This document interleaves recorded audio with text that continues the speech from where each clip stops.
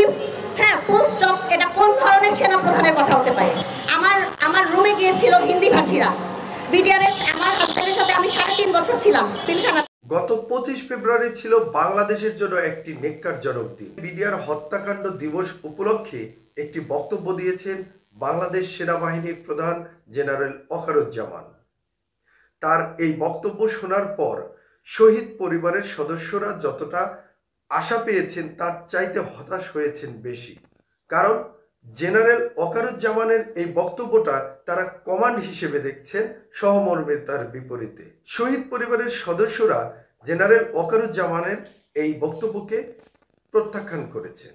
শহীদ পরিবারের সদস্যরা জেনারেল ওয়াকারুজ্জামানের এই বক্তব্যকে মেনে নিতে পারেননি, জানিয়েছেন প্রতিবাদ।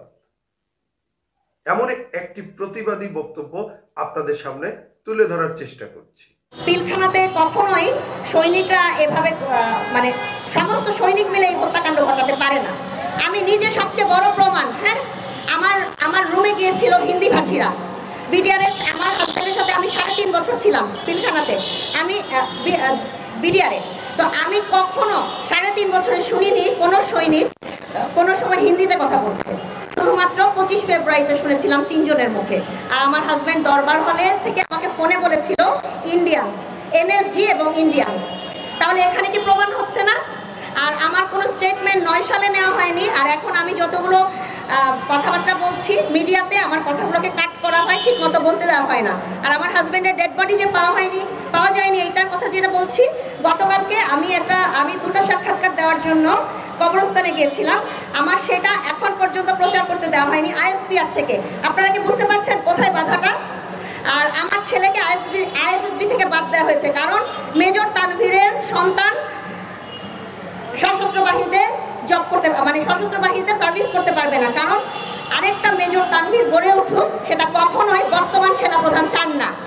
আমাদের জীবনটা সম্পূর্ণভাবে শেষ করে দেওয়া হচ্ছে। হ্যাঁ, আমাদেরকে আমরা পুরাটাই মানে নিরাপত্তাহীনভাবে মানে আছি। আমার বাসার নিচে সবসময় লোকজন থাকে। আপনারা কি বুঝতে পারছেন যে আমরা কোথায় আছি? আজকে রাওয়ার বক্তব্যই প্রমাণ করে দেয় যে উনি কি ধরনের।